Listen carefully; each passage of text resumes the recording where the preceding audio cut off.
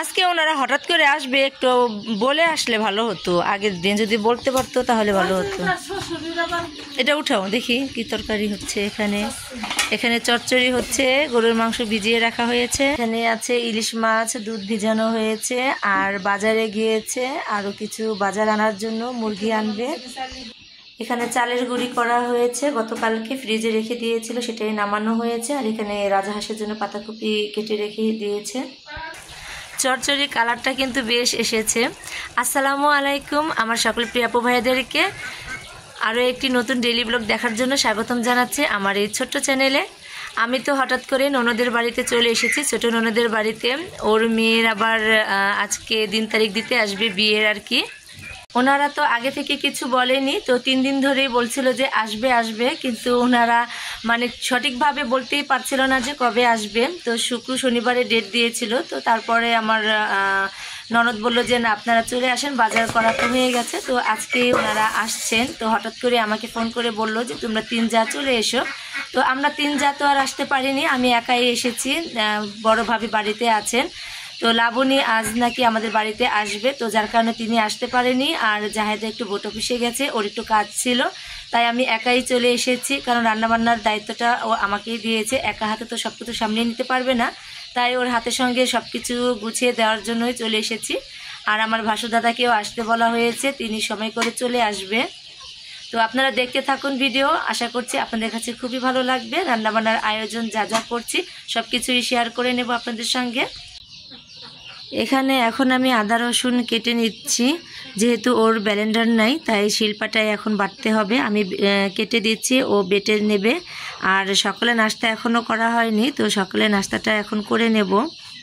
সকালে নাস্তা খেতে বসে পড়েছি। এখানে চচ্চড়ি করা আছে ছোট মাছ দিয়ে, আর এখানে হাতের চালের ভাত আছে। মানে এটা কি চাল রে জিসমিন? মালা বরণ না কি বলে, মানে ধান, সে ধানের চাল। এই যে ভাতগুলো খুব সুন্দর ঝরঝরে হয়েছে, এই যে দিয়ে দেখাচ্ছি। এই যে ভালোই লাগে, হাতের চালের ভাত খেতে ভীষণ ভালো লাগে। কিনা চাল খেতে খেতে তো অভ্যাস হয়ে গেছে, তারপরে এই হাতের চালের মানে সেদ্ধ করা যে চালটা হয়, এই চালটা দিয়ে ভাত খেতে কিন্তু ভীষণ ভালো লাগে।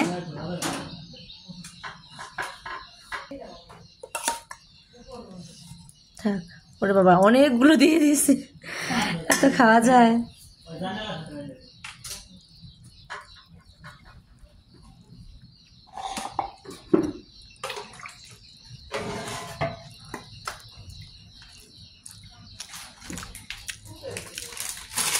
লবণ লাগবে না আমার, না না লবণ লাগবে না।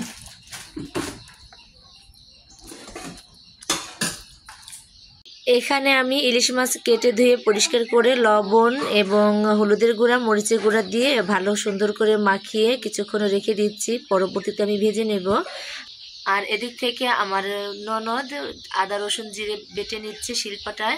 এখানে ভাজা পিঠা বানানোর জন্য চালের গুঁড়িটাকে এখন গুলানো হবে।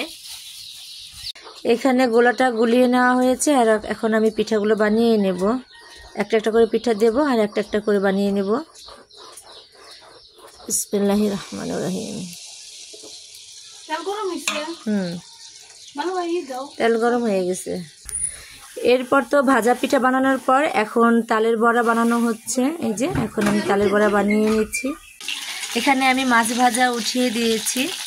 এই যে মাছ ভাজা তো হচ্ছে, এক এক করে আমি সব মাছগুলো ভেজে নেব। আরও মাছ আছে, সেগুলোকে কেটে নিতে হবে, বাজার থেকে এসেছে, তো ওই মাছগুলো কাটা হয়ে গেলে আমি ভেজে নেব। রাইস কুকারে ডিম সেদ্ধ দিয়েছে, আর এখানে যে বেগুন ভেজে নেব, আর ইলিশ মাছটা আমি ভেজে নিচ্ছি।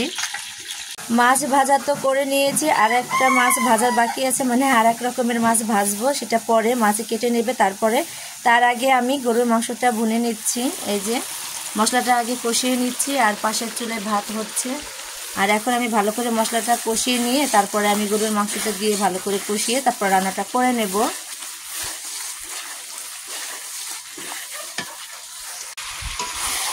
মশলাটাকে ভালো করে কষিয়ে নেওয়ার পর আমি ওই গরুর মাংসটা দিয়ে এখন ভালো করে নেড়েচেড়ে কষিয়ে নিচ্ছি খুব সুন্দর করে। পাশের চুলায় গরুর মাংস তরকারিটা হচ্ছে, আর এই চুলায় আমি এখন পোলাওটা রান্না করে নিচ্ছি। দুধ চিতই পিঠা বানানো হবে, তাই দুধটা এনে রাখা হয়েছে। আর সেমাই আর হচ্ছে এখন আমি এই যে এখানে পায়েসটা রান্না করে নিচ্ছি রাইস কুকারে। আর এখানেও ঐশী এবং শশী ওনাদের নাস্তার আয়োজন করে নিচ্ছে। এখানে বিভিন্ন ধরনের ফল এনে রেখেছে আর হচ্ছে ছানার মিষ্টি। হ্যাঁ হ্যাঁ দাও, হ্যাঁ দাও, চামচ দাও, কাঁটা চামচ দিয়ে দাও, এখানে আরেক পিস দাও। হ্যাঁ এই তো, সুন্দর করে সাজিয়ে গুছিয়ে নাও, ঠিক আছে? আমি তাহলে রান্না করতে যাই। হ্যাঁ,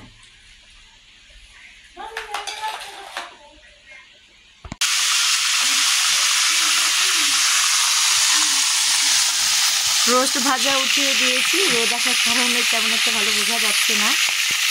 এই যে রোস্টগুলো এখন আমি ভেজে নিচ্ছি। গরুর মাংস চুলায় আছে আর এখানে যে পোলাওটা রান্না করে নিয়েছি।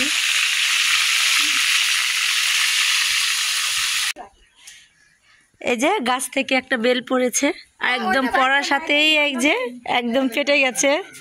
গাছ পাকা বেল, খেতে তো ভীষণ ভালো লাগবে। এটা দিয়েই শরবত করা হবে বিয়ের জন্য। এখন আমি রোস্টটা রান্না করে নিয়েছি, দেশি মোরগের রোস্ট। এটা সোনালী মুরগি আনেনি, দেশি মোরগ নিয়ে এসেছে, তো সেটারই রোস্ট হচ্ছে এখন। আমি রান্না করতে করতে এখানে ঐশী সব কিছু রেডি করে নিয়েছে, সাথে শশীও ছিল। তো দুই বোন মিলেই এই নাস্তার আয়োজন করে নিয়েছে। তো ওদের জন্য তো একটা লাইক হতেই পারে আমার এই চ্যানেলে। প্লিজ আমার ভিডিওতে আপনারা সবাই লাইক দিয়ে দিবেন। আর আমার আজকের ভিডিওটি যদি আপনাদের কাছে ভালো লেগে যায়, অবশ্যই সাবস্ক্রাইব করে পাশে থাকার ব্ল্যাক আইকনের অল অপশনটি প্রেস করে আমার পাশেই থেকে যাবেন। আর আমার আজকের ভিডিওটি আপনাদের কাছে কেমন লেগেছে অবশ্যই কমেন্ট করে জানাবেন। এখন বড় মাছগুলো ভেজে নিচ্ছি।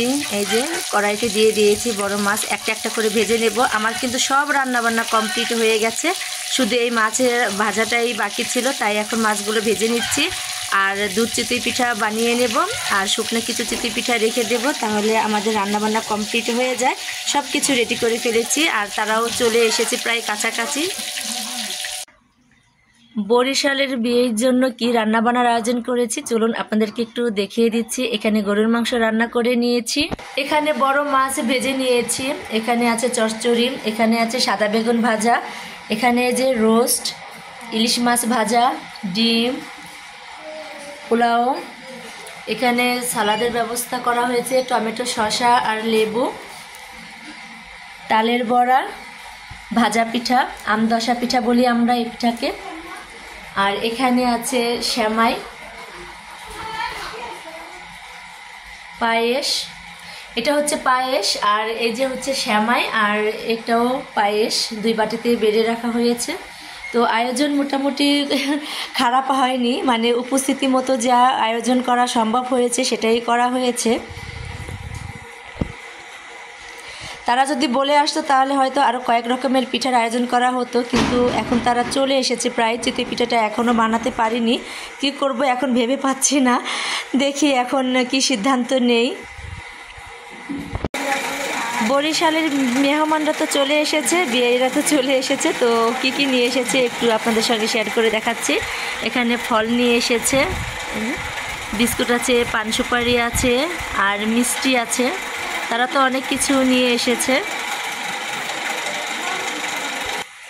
আমিনুল আর সিয়াম, সিয়াম হচ্ছে আমার ছোট ননদের ছেলে, ওরা তো ফরিদপুর থাকে, তো ওরাই কিন্তু মেহমানদেরকে এগিয়ে নিয়ে এসেছে। তো মেহমানরাও চলে এসেছে আর আপনারা দেখতে থাকুন ভিডিওটি, অবশ্যই ভালো লাগবে। মেহমানরা তো চলে এসেছে, সেই সকালবেলায় রওনা করে এসেছে আর এখন এসে পৌঁছালো।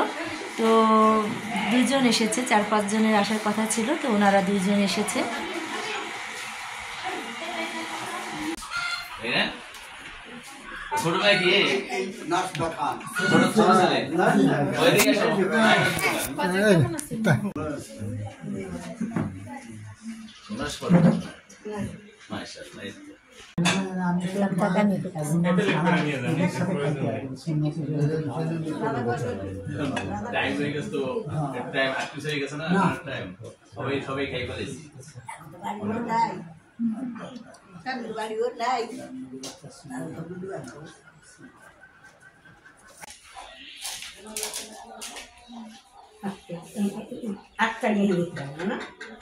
এখানে পানিরও ব্যবস্থা করা হচ্ছে।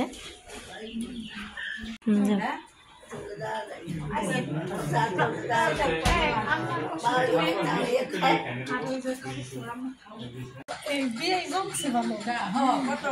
বিয়েরা তো এখন চলে যাচ্ছে, তারা তো থাকলো না, অনেকে অনুরোধ করলাম কিন্তু তারা চলেই গেল। মেহমানদের বিদায় জানিয়ে তারপর পরে আমরাও কিন্তু বাড়িতে চলে এসেছি। আমাদের একটু দেরি হয়ে গেছে বাড়িতে আসতে আসতে। এসে তো দেখি আমার ছোটো যা সব কাজগুলো আমার কমপ্লিট করে রেখেছে, তাই আমার আর কষ্ট করতে হয়নি। তো এই ছিল আমার আজকের ভিডিও। সবাই ভালো থাকবেন, সুস্থ থাকবেন। আজ আমি এখানেই বিদায় নিচ্ছি। আসসালামু আলাইকুম।